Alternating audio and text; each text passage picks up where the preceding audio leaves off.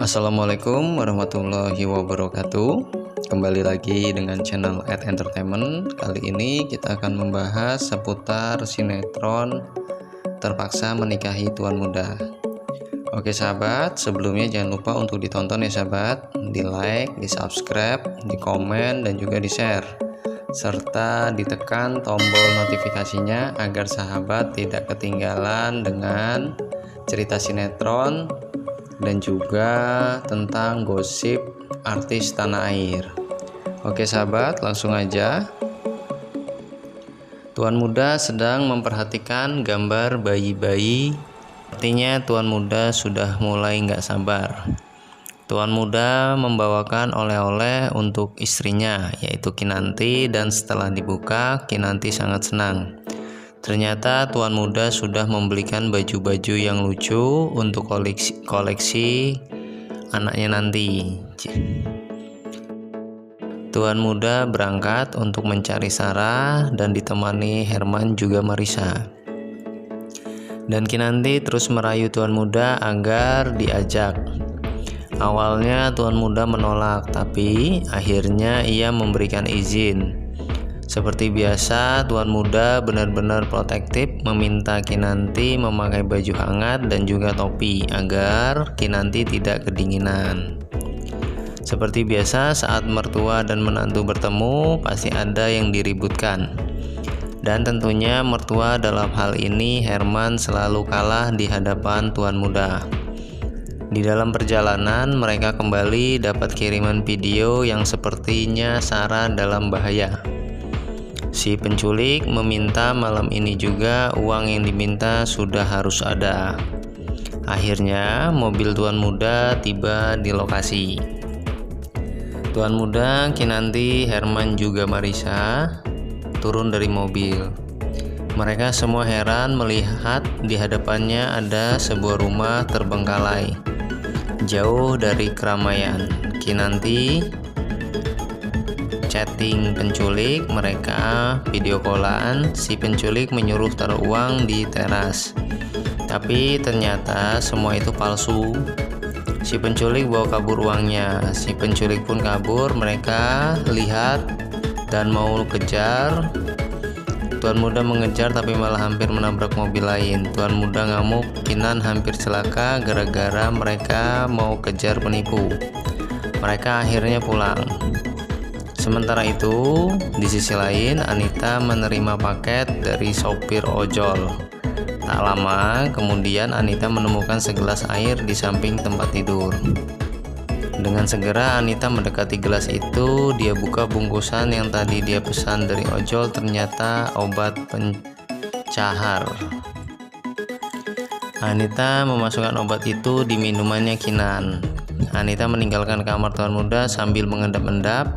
Tak sengaja dari sisi lain Jumi lewat mau ke kamar mandi. Bi Jumi pun heran melihat tingkahnya Anita. Tuan Muda dan Kinanti jalan masuk ke dalam. Rima yang lagi menungguin mereka bergegas. Oma Rima yang lagi nungguin mereka dan segera menyamperinya. Oma Rima menanyakan mereka menceritakan semuanya kalau mau ditipu. Rima sangat turut prihatin. Tuan Muda dan Kinan masuk ke kamar. Tuan Muda langsung ke kamar mandi. Kinan duduk di samping tempat tidur, dan Kinan mikirin kejadian tadi. Kinan lihat gelas air dan mau minum, tapi ternyata ada kecoa. Kinan teriak panik. Abi bergegas muncul. Tuan Muda dengan heboh mengusir kecoa tersebut. Kinan yang diinstruksiin. Anita lihat Kinan gak minum. Anita sangat kesal. Di rumah, Oma Rima menyuruh Bi Jumi buat bikin ramuan untuk kandungan Kinanti. Anita dengar dan berencana menggugurkan kandungan Kinanti. Saat Jumi lagi racik ramuan di dapur, Anita sengaja datang dengan keadaan sakit kepala dan juga meminta Bi Jumi untuk membelikan obat sakit kepala. Anita melancarkan aksinya memberikan ramuan obat pelancar haid. Kinanti ingat jadwal harus kontrol mau pergi bersama Tuan Muda. Oma Rima ikut di tempat kontrol.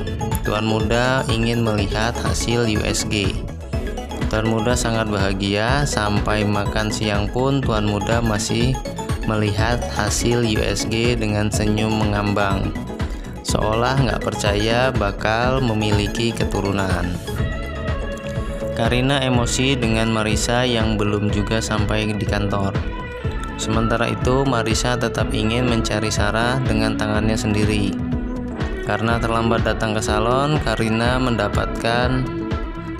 memberikan hukuman kepada Marissa untuk jaga pintu di depan. Jika tidak sanggup membayar, Marissa bisa resign dan membayar denda. Marissa tak ada pilihan lain. Herman berusaha meminta maaf pada Karina. Herman pun mengajak Karina untuk makan siang.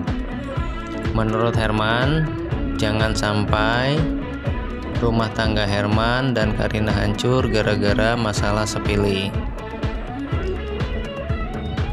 Karina semakin emosi. Herman terus merayu. Anita merasa senang sudah dibelikan kalung oleh Kevin. Kevin ingin ia terus terang dengan hubungannya dengan Anita. Tapi sepertinya Anita belum siap. Sementara itu Kevin ditagih untuk membayar hutang oleh temannya. Akhirnya Kevin cari ide untuk bisa dapatkan uang cepat. Di sisi lain, Anita merasa sangat beruntung mendapatkan Kevin. Ganteng, pengusaha, dan tidak pelit. Anita pun menelpon Kevin. Sementara itu Kevin masih bingung harus dapat uang dari mana lagi. Kevin menemukan cara. Ia berpura-pura mendapatkan masalah tertabrak mobil. Anita yang tahu keadaan Kevin panik dan segera menolong Kevin dan membawanya ke rumah sakit. Rencananya pun terus berlanjut hingga akhirnya Anita memberikan dana kepada Kevin. Oke sahabat, hanya itu yang dapat channel Eta Entertainment berikan. Mohon maaf jika terjadi kesalahan. Jangan lupa untuk di like, di subscribe, di komen, dan juga di share sahabat, agar sahabat tidak ketinggalan dengan berita-berita sinetron selanjutnya. Terima kasih. Wassalamualaikum warahmatullahi wabarakatuh.